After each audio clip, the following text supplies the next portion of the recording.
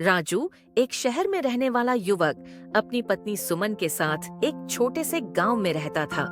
सुमन एक साधारण और अनपढ़ महिला थी, जो गांव के कामकाज में व्यस्त रहती थी। वह भले ही पढ़ी लिखी नहीं थी, लेकिन अपनी समझदारी और चतुराई में किसी से कम नहीं थी। राजू शहर में एक अच्छे ऑफिस में काम करता था और उसकी जिंदगी में एक और महिला रीना थी।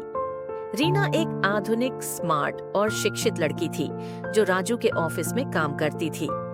दोनों के बीच अफेयर चल रहा था, लेकिन राजू ने कभी सुमन को इसके बारे में नहीं बताया था। मैं शहर जाने के लिए निकल रहा हूँ, तुम अपना और घर का ख्याल रखना। ठीक है, तुम भी अपना ख्याल रखना, मन लगा के काम करना और मुझे फोन करते रहना। रीना, मुझे वो जाहिल औरत जरा भी पसंद नहीं है, लेकिन मैं उसके साथ फंस गया हूँ। अगर तुम मेरा साथ दोगी तो हम दोनों उसे रास्ते से हटा देंगे और एक साथ हो जाएंगे। हाँ, वैसे भी वो तुम्हारे टाइप की नहीं है। कहाँ मैं खूबसूरत और पढ़ी लिखी मॉडर्न कपड़े पहनती हूँ और कहाँ वो। क्या तुम मेरे गांव चलोगी? वहाँ जाके हम सब सच बता देंगे उसको और मैं तलाक ले लूंगा। अगर उसने तलाक देने से मना कर दिया तो? तुम चिंता मत करो, जान मैं सब संभाल लूंगा। तुम बस साथ चलो। सुमन, ओ सुमन, देखो तो जरा कौन आया है। क्या हुआ? क्यों चिल्ला रहे हो? कौन आया है? ये मेरी दोस्त है रीना, मेरे ऑफिस में काम करती है। इसने कभी गांव नहीं देखा तो मैं अपने साथ ले आया। अच्छा किया। अच्छा तो तुम सुमन हो। ज्यादा सुंदर तो नहीं हो तुम, ना ही कोई फैशन सेंस है। हाँ, हम तो गांव के लोग हैं, सीधे साधे, हमें ये सब कहाँ से आएगा। वैसे आप बहुत सुंदर हैं और आपके कपड़े भी बहुत अच्छे हैं। Thank you.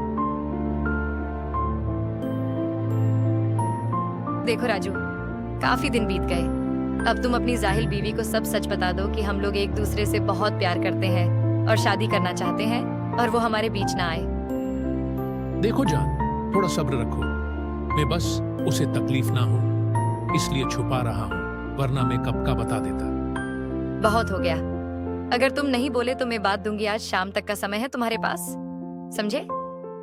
जब से ये दोनों आए हैं, कुछ अजीब सा लग रहा है। ये भी बहुत बदले बदले लग रहे हैं।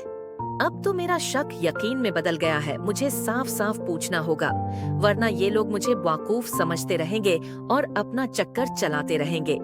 तुम और रीना एक दूसरे के करीब हो, मैं सब जान चुकी हूँ। राजू हैरान था, लेकिन उसने कोई सफाई नहीं दी। वह जानता था कि सुमन बहुत समझदार है और अब वह सच को छुपा नहीं सकता। तुम समझते हो कि मैं अनपढ़ हूँ, लेकिन मैं समझ सकती हूँ कि क्या हो रहा है। मुझे धोखा देने का खामियाजा भुगतना पड़ेगा। नहीं। प्लीज प्लीज, मुझे माफ कर दो, मुझसे गलती हो गई। राजू और रीना दोनों शर्मिंदा हो गए। रीना ने माफी मांगी, लेकिन सुमन ने उसे अपनी जिंदगी से दूर कर दिया। राजू को समझ में आ गया कि वह सुमन की चतुराई और उसकी मासूमियत को कभी भी हल्के में नहीं ले सकता। मैं तुम्हें माफ नहीं करूंगी। मैं तुमको डिवोर्स देती हूँ अभी के अभी। तुम अपनी इस महबूबा को लेकर मेरे घर से चले जाओ। तुम जैसे धोखेबाज के साथ में एक पल नहीं रहना चाहती।